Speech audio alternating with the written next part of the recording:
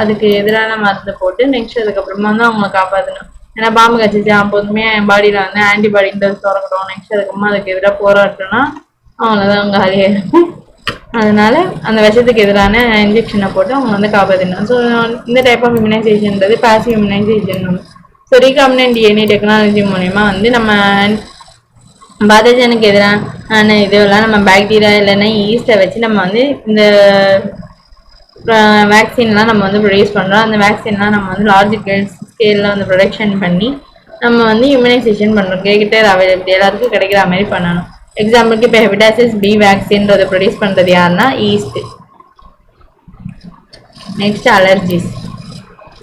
அலர்ஜிஸ்னா என்ன? நம்ம அலர்ஜியை வந்து ப்ரொடியூஸ் பண்ணுறவங்க யாருன்னா ஐஜிஇ. இந்த டைப் ஆஃப் இம்யூனிட்டி தான் அலர்ஜியை ஏற்படுது.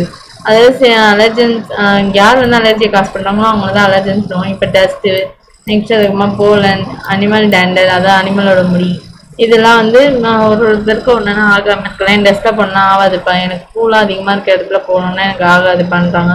நெக்ஸ்ட் அனிமல் பூனை முடியல எனக்கு ஆகாது, நாய் முடி ஆகாது அப்படின்ற மாதிரிலாம் சொல்லுவாங்கல்ல. அது ஸோ அது மூலிமா அவங்களுக்கு வந்து டஸ்ட்டு தும்பல் வரும். இல்லைனா வந்து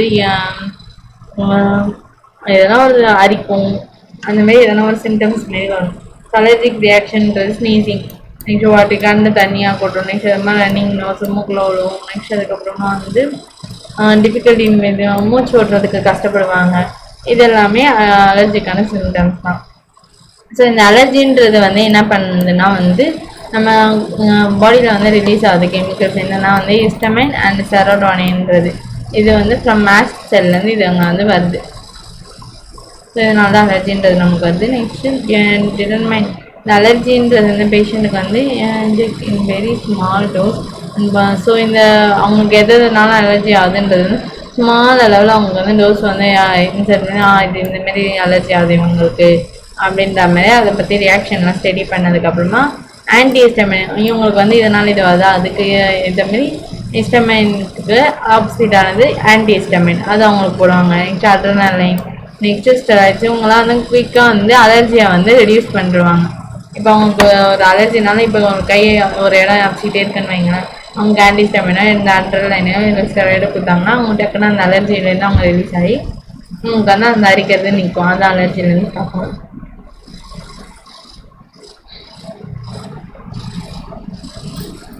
நெக்ஸ்ட் ஆட்டோ இம்யூனிட்டி. ஆட்டோ இம்யூனிட்டின்றது என்னன்னு பார்ப்போமா?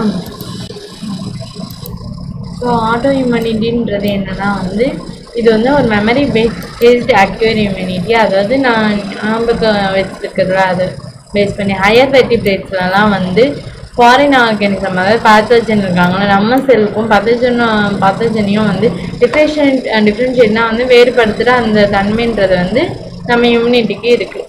ஓகே, அதை தான் இங்கே சொல்கிறாங்க.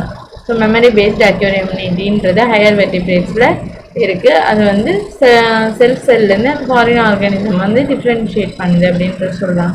நெக்ஸ்ட்டு சில டைமில் வந்து ஜெனட்டிக் ரீசனோ இல்லைன்னா ஜெனட்டிக்னாலோ இல்லைனா வந்து அன்னோன் ரீசன், என்ன ரீசன்றது தெரியாமல் இருக்குது. அது என்னென்னா வந்து நம்ம பாடி இருக்குல்ல உடம்பு, அது வந்து நம்மளோட செல்லில் நம்மளோட செல்ஸ் வந்து நம்ம பாடி வந்து அட்டாக் பண்ண நம்ம செல்ஸையே. ஓகே, அதாவது நம்ம இம்யூனிட்டி இருக்குல்ல, ஸோ ஃபாரின் ஆர்கானிசம் அட்டாக் பண்ண வேண்டியது நம்ம செல்ஸை அட்டாக் பண்ணுது. அப்படி இருக்கிறது வந்து ஆட்டோ இம்யூன் டிசீஸ்ன்னு சொல்கிறோம். ஓகே, அதெல்லாம் வந்து டிஃப்ரென்ஷியேட் பண்ண முடியல. ஃபாரின் செல்ஸையும் நம்மளோட நார்மல் செல்ஸையும், நம்ம செல்ஸை ஃபாரின் செல்ஸ் நினச்சி அது வந்து அட்டாக் பண்ணும். அதுதான் ஆட்டோ இம்யூன் டிசீஸ். ஓகே, இந்த செல்ஸ் அட்டாக் பண்ணுறது அது. ஸோ இதுக்கு ஒரு எக்ஸாம்பிளாக ரெமட்டாய்டு ஆர்ட்ரிஸ்ன்னு சொல்கிறாங்க. இது ஒரு ஆட்டோ இம்யூன் டிசீஸ்.